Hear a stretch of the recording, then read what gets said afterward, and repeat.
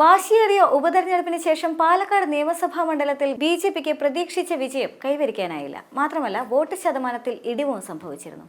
താമരക്കോട്ടയായ നഗരസഭയിൽ പോളിംഗ് ശതമാനം ഉയർന്നതിന്റെ ആത്മവിശ്വാസത്തിലായിരുന്നു ഇക്കുറി ബി.ജെ.പി ഉണ്ടായിരുന്നത്.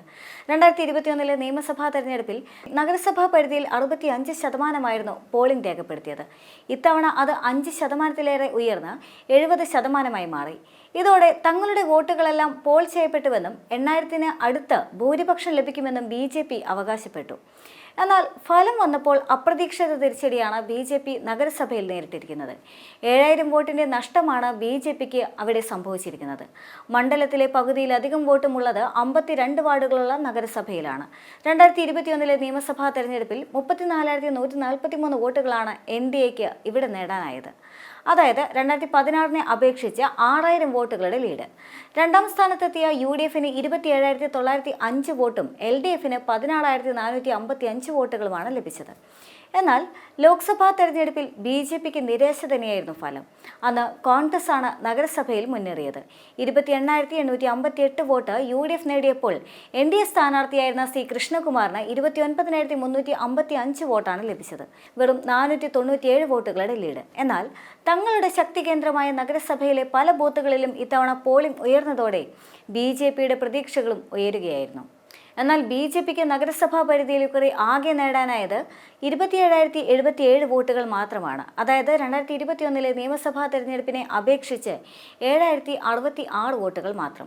വലിയ സ്വാധീനമുള്ള നഗരസഭയിലെ കൽപ്പാത്തി മേഖലകളിലടക്കം കനത്ത ക്ഷീണമാണ് ബി.ജെ.പിക്ക് നേരിടേണ്ടി വന്നത്. അതേസമയം ശക്തി കേന്ദ്രങ്ങളിലടക്കം തകർന്നടിഞ്ഞതിൽ ബി.ജെ.പി മുറുമുറുപ്പും ശക്തമായിട്ടുണ്ട്. സ്ഥാനാർത്ഥി നിർണയത്തിലെ പാളിച്ചയാണ് ബി.ജെ.പിയുടെ സാധ്യത തല്ലിക്കെടുത്തിയതെന്ന ആക്ഷേപമാണ് ഒരു വിഭാഗം നേതാക്കൾ പറയുന്നത്. കൃഷ്ണകുമാറിന്റെ തകർച്ചയിൽ പാർട്ടി വിട്ട് കോൺഗ്രസിലേക്ക് പോയ സന്ദീപ് വാര്യർ അടക്കം പരിഹാസവുമായി രംഗത്തുമെത്തി. കൃഷ്ണകുമാറും ഭാര്യയ്ക്കും പാലക്കാട് ബി.ജെ.പിയെ തീരെഴുതി കൊടുത്തതായാണ് പാർട്ടി പരാജയത്തിലേക്ക് നയിച്ചതെന്നാണ് സന്ദീപ് വാര്യർ ആക്ഷേപിച്ചത്. അതേസമയം കനത്ത തോൽവിയെ ചൊല്ലി പാർട്ടിയിൽ വരും ദിവസങ്ങളിൽ വലിയ പൊട്ടിത്തെറി ഉണ്ടാകുമെന്നാണ് വിലയിരുത്തപ്പെടുന്നത്.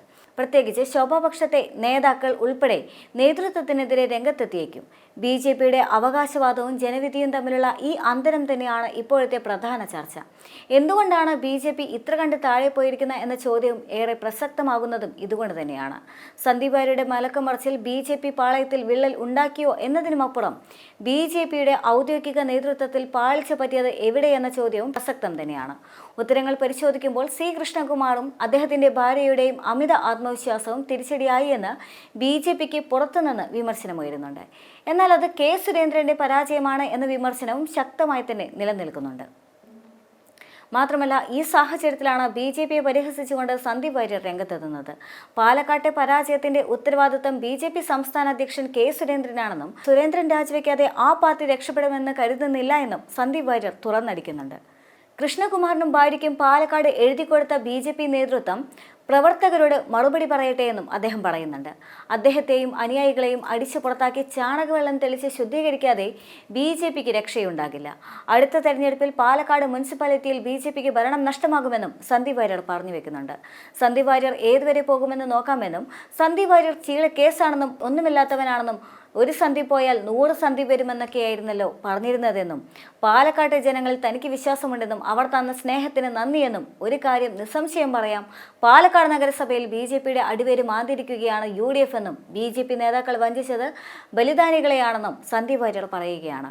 ഈ പരാജയത്തിന്റെ ഉത്തരവാദിത്വം കെ. സുരേന്ദ്രനാണെന്നും സുരേന്ദ്രൻ രാജിവെക്കാതെ ബി.ജെ.പി എന്ന രാഷ്ട്രീയ പ്രസ്ഥാനം രക്ഷപ്പെടാൻ പോകുന്നില്ലെന്നും ഇപ്പോൾ ഞാൻ ആഗ്രഹിക്കുന്നത് സുരേന്ദ്രൻ രാജിവെക്കരുതെന്നാണെന്നും C. കൃഷ്ണകുമാർ സ്ഥാനാർത്ഥി ആയതിനാൽ തന്നെയാണ് ബി.ജെ.പിക്ക് ഇത്ര വലിയ തിരിച്ചടി നേരിടേണ്ടി വന്നതെന്നുമാണെന്നും അദ്ദേഹം തിരിച്ചടിക്കുന്നുണ്ട്.